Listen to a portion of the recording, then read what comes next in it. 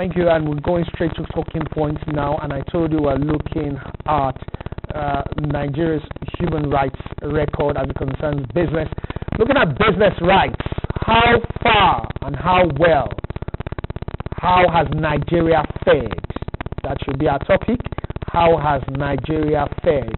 And we're talking with David Ugolo, and he is the executive director of ANEG. And ANEG is Africa Network for Environment and Economic Justice. Yes, Africa Network for Environment and Economic Justice. David, welcome to Global Business. Now, let's go straight to the issue. The issue, we're looking at the Universal Periodic Review of Human Rights Records of UN Member States. And the UPR, which is the Universal Periodic Review of Human Rights Record, was created through the UN Assembly on the 15th of March 2006 by a resolution 60/251, which also established the Human Rights Council itself. The UPR is a process which involves a review of human rights records of all UN member states. The UPR is a state-driven process under the auspices of the Human Rights Council, which provides the human rights situations in their countries and to fulfill their human rights obligations. Of course, you should know that human rights is present in every sphere of life, in politics, in business, in social, in environment, in economic. Human rights is present. But how well is Nigeria faring in human rights record as it concerns business? David, what's your general, before we go to the specifics, what's your general overview of Nigeria's record in human rights as it concerns business? Well, if we look where we're coming from, to a large extent, with the coming out of democracy, there'll be some improvements, no doubt. But how far we can also use this in relation to the international standard and expectation is another thing entirely, particularly against the background of recent happening in the Niger-Delta region and across the country. And you will agree with me, these have also affected our economy. Like you rightly mentioned, human rights is applicable in all spheres of human life, either business, economy, social, cultural, and all that. And in the case of Nigeria, it's becoming very more even serious when you consider that our own major source of income is from the oil and gas sector. And companies and businesses in the oil and gas sector have also had huge human rights problems. You recall the case of Ken Saruwa when he was hanged, and the situation in the Niger-Delta region, and the amount of resources that multinational oil companies have invested in trying to keep security, and then the crises that have also happened in that region. That again has also re-emphasized the priority that the Nigerian government must put on the issue of business and human rights in Nigeria. And that's why this forthcoming 17th section of the Universal Periodic Review is very, very important for Nigeria. It's important for the international community, because whatever report the Nigerian government is going to be presenting in Geneva, it reflects either whether they have fulfilled their commitment or they have fulfilled their obligation under the commitment they made in the previous review in Geneva. Now, Nigeria has already actually presented a draft report, which is going to present. It has brought out a draft report, which is going to present in Geneva. And I've got a copy of the report here. Let's look at the report itself. Generally, what's the report? How would you rate the report? Because this report is actually prepared by government agencies. Yes. But you, as a civil society, representing civil society, how would you rate this report? First, I must commend the Nigerian government. At least they have a report. That's one thing we must first commend the Nigerian government under the leadership of the Permanent Secretary of the Ministry of Justice. Then if you look at the content of the report, which was structured in a way, the background, the methodology, and the process of consultation, and they also included some about one or two members of civil society as come up with the report. Now, in terms of content, now reflecting back on the commitment they made in 2009, if we take some specifics, which are major areas that will resonate globally when one wants to see whether the Nigerian government is really putting priority to ensure that our human rights record is perceived internationally, and even the citizens see that Nigeria is actually complying with its own obligation, is the issue of corruption, for instance. Because there was a commitment to end corruption, or to at least reduce the impact of corruption, because the impact of corruption on business, on the average Nigerian, is very huge. Particularly when you look at the business sector, look at the Alibotin case, for instance. It was a global corruption issue that almost affected the Nigerian image. And how Nigerian government have dealt with the issue is another thing that I am very happy that it was also identified as one area of success. But you agree with me that the effectiveness to tackle the challenge of corruption in Nigeria has not been very effective. For instance, the Anti-Corruption Agency, EFCC, ICPC, in dealing with the issue of corruption in Nigeria has been very challenging.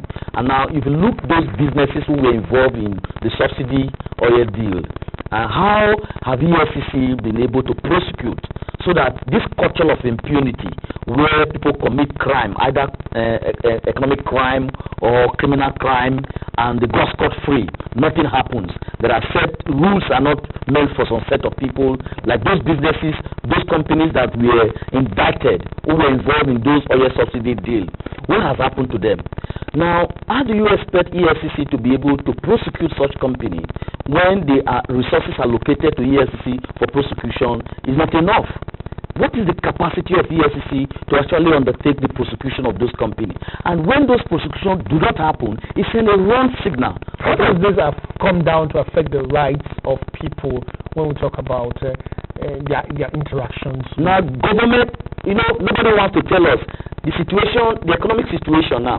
Like Amishi rightly recognized recently that the economic situation where the federal government is not able to fulfill its obligation to ensure the monthly allocations to state government. Things, for example, in the Niger-Delta region, nothing is happening. As a matter of fact, Comrade Adam Mushimole also raised an alarm of recent that the state government is not able to fulfill their obligation to their contractors. And you know what that means in terms of infrastructure that the state government is supposed to be providing. And one of those infrastructures that will make life available for the people in the region, across the region in the south-south, for instance, most state governments are not able to fulfill their obligation again. And what happens? It's because, for example, like the Delta State governor also identified that NNPC is the problem, that the money that NNPC is supposed to remit to the treasury, they're not able to remit. So you can see the relationship between things not going well in the oil and gas sector and government not able to fulfill their obligation, the economic right of the people, because there are minimal level people must live. And so you see the relationship. And if you look at the amount of money, trillions of naira that were involved in that oil subsidy deal, you'll agree with me that that money would have been sufficient enough to provide some level of comfort for Nigerians. But some companies choose to engage in such dodgy business. Now, what is the challenge? How does it affect the human right of the common Nigerian? Now, for every 1 naira that is stolen from that oil subsidy, could have provided either borehole, primary school, or health facility center. So the women are dying because they go to the hospital, nobody can provide them drugs. Doctors are on the strike. As we speak now, lecturers are on the strike because of what? Government is not able to fulfill their financial obligation commitment to the lecturers, and the lecturers are on strike. And the students are at home. And students who are supposed to be in the school, busy studying something, they're not busy committing crimes across the country. Let's look at multinational oil companies. Nigeria is basically an oil exporter, and we get most of our revenue currently, while the process of diversifying the economy is ongoing, most of our revenue from oil. So we cannot discountenance the issue of oil companies and their host communities. Yes. Looking at oil companies and host communities, I'm sure there have been issues of what in Nigerian parlance we call babbleism between both parties because of violation of rights. Yes. And so how do you put this in perspective when we come to the Universal Periodic Review of Human Rights? For instance, now there's quite big literatures around the issue of how the business conducts their activity, whether it does undermine the human right or does promote the human right of the host community. And if you know the whole history about the Kensari War, this is actually what led to it, that the communities do not benefit from the company's activity. And because of the activities of the multinational oil company, their fundamental human right, which is the right to a good environment, because the environment, for example, in the Niger-Delta, right away from Benin down to Calabar, across Port Harcourt, Ilobri and all that, the basic things that would have provided livelihood for the people have been badly damaged because of the oil activity. Now the challenge is that the people, before the discovery of oil in that part of the region, they depend on farming, they depend on fishing. But this source of their livelihood has been destroyed completely because of the activity of the oil company. And how has the oil company responded? That is what has led to the crisis between the oil companies and the host oil community people. Now the challenge is that how has the oil company been dealing with these human rights issues? And how has the Nigerian government taken it further? Recently, the UNEP came out with a report on oil spillage, the activity, the UNEP report on Ogoni. Now, Nigerian government would have expected to have been implementing some of the key recommendations from that report. As we speak today, nothing is happening in Ogoni land. The Ogoni people are still demanding for full implementation of that UNEP report. Nothing has happened. So, and this go along the way to reinforce the whole whether government is genuinely committed in addressing some of these human rights issues. Because it's not just the Ogoni people who produce this report, it's UNEP, United Nations Environment Program, that presented this report. And the report documented how the activities of oil companies has undermined the environment. And when we talk about human rights, the environment, the right to good environment, is quite clear. The relationship between a healthy environment and healthy people, a healthy country. And so there's a clear linkage. And when we talk about do we have a sustainable development, in the case of Niger-Delta region, today they're producing the resources with which to run this country. But unfortunately, the cost to remedy the activity of those oil companies, I don't think even the Nigerian government has the capacity to do that. As a matter of fact, there's no money set aside to deal with the aftermath effect. For example, when you go to Loibiri, I tell people like that what Niger-Delta people are going through today is just like a woman that is raped and abandoned. And when that happens is that who is going to take responsibility to remedy the consequence of the activity of the multinational oil company? That's why the issue of human rights is very fundamental. That's why we must hold those corporate bodies accountable. That because the activity has also undermined the human rights of the people. And it is in the interest, it's a win-win for the companies to operate in an environment where the human rights of the people is respected. Because look the amount of money that Shell and other companies are investing because of insecurity in the region. As a matter of fact, they are not designed to move away from the onshore to offshore because they believe that when they do that, they are able to escape from the activities of the host community. But that's not the best way. But internationally, even people with capital, they want to invest in a company that have a commitment to human rights. Nobody wants to put its resources. For example, the Norwegian Trust Fund, most of the ethical values, principles of those funds is that funds must be invested in companies that complies with some global standards that respect human rights. And that's why we think Nigerian government must put priority. And then when you look into the draft report that the Nigerian government is going to be presenting in the 17th section of the outline, they will outline in terms of how has Nigerian government made this commitment. I pick one on the issue of corruption. You will agree with me that do you think if they judge this current government, have they met the obligation in fulfilling commitment of corruption? Corruption is widespread in Nigeria today. Today, as we speak, EFCC have not been able to bring to justice those who are involved in this oil subsidy deal. Corruption is massive in the oil and gas sector. Today, you will agree with me that the independence of some of these anti-corruption agencies is being undermined. Either it is politically motivated, whether it is crisis, and that's not good. And that's encouraging the culture of impunity. And the greatest threat to human rights today in Nigeria is the culture of impunity. Today, look what happens in River State. Look what happened across the state. Look what happened to how the EFCC is being used. Look what happened to how ICP is being used. And once rule of laws are not complied with, you don't talk about human rights.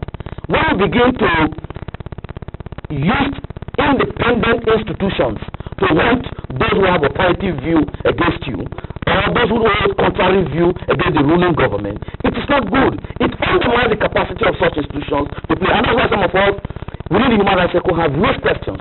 And because when Lambode was appointed as the chairman of EFCC, we were one of those who visited him and congratulated him because we do believe he has the capacity to run that institution. And that's why we are also raising an alarm to him that he has to be cautious about politicians as we approach 2015. Because 2015 is the biggest threat to human rights in Nigeria today. Those who hold contrary view to those who are in power today are tagged as enemy. And let's consider, because we are veering off from the topic. Now let's look at also, we've looked at multinational companies and host communities. Let's look at other businesses in Nigeria and how they violate human rights of the people. Take for example the banks. But before I go to the banks, let me just ask one quick question on the multinational oil companies and the host communities. I gathered that they spend huge funds for security in the host communities, yes, to protect their equipment, infrastructure, and all that. Would that have been necessary if human rights of the host communities haven't been violated? Yes, it would have been necessary, and that's why I'm also happy that in part of the report that the Nigerian government is submitting now, that they are beginning to see how they can mainstream human rights education in some of the security agencies, so that they understand that it is inherent for them to respect the human rights of the people. Okay. And I'm happy that they also noted that in the report, and I hope that they follow up this commitment with concrete action. But the challenge that I think that is there is that it's for the company themselves, because some of these companies, what they do here in Nigeria, they cannot do it in their own country. Okay. But they come here and operate because of the weak regulatory system. And when you look at the regulatory system that's supposed to be controlling this company, there the problem really rises. And it's not just the oil companies alone, it's across business line in the country, even the banking sector, the capital market. How do they run their business? For example, the capital market, you know the fraud that was reported in the capital market. For example, the state government goes to the capital market to raise money, to finance infrastructural development, and puts that money in different things entirely. That is an abuse of process, and that could undermine the right of the people of that particular state. That's true. You going to put such a state in debt. Yeah. Money, because that state will be paying that debt in future, and if that money is not used for what purpose it was secured, you can imagine the damage economically to that state. And today, you will agree with me that most states across Nigeria today are indebted. But as a matter of fact, they are bankrupt, but they are not willing to open up. And because of lack of transparency and the way government run their governance system, people don't know that most of the states, for example, depend almost 90% on monthly allocation. And now that monthly allocation is dwindling. You can see the impact in terms of infrastructure. You can see the impact in terms of fulfilling obligation. And when government is not able to fulfill its obligation to its citizens, you cannot talk about human rights. Okay. You cannot, because people go to the hospital, no drug. Schools are closed down. That's education. And the right to education is a fundamental human right. No country can claim greatness if our citizens, our youths, are not in school. And what the Nigerian government is doing today, I expect that is a total embarrassment. As the president is visiting New York, addressing the whole world, and children are back not in school, that's an embarrassment. And one that was expected in a country like this, with all the huge resources we have secured from the oil sector, why should our children still be at home? Few days ago, we can see cases where students are now embarking on different things entirely, quite different from school. So my appeal is that while the Nigerian government participates in the 70th section of the Universal Periodic Review, those commitments, particularly the 32 clusters, they have agreed to implement, particularly in the area of corruption. Because what corruption is doing to this country is huge. And that's why we're appealing that institutions like EFCC, ICPC should be run independently so that we can tackle, because it encourages the culture of impunity. And the greatest threat to Nigeria today, human rights, is impunity. When people commit crime, because they are rule of law, the constitution spells it out. When you commit crime, you must face the music. But the situation where a set of people commit crime and you pardon them, the signal is sense. As people commit crime, you give them amnesty. Now, look Niger-Delta for a classical example. Yeah. Look the resources that have gone to amnesty in Niger-Delta. These are resources that are supposed to have gone for infrastructural development. But do you think the problem of Niger-Delta has been solved by amnesty? Do you think the current investment that's going to amnesty, do you think it's sustainable? It's not sustainable. Certainly not. It's going to end in 2015.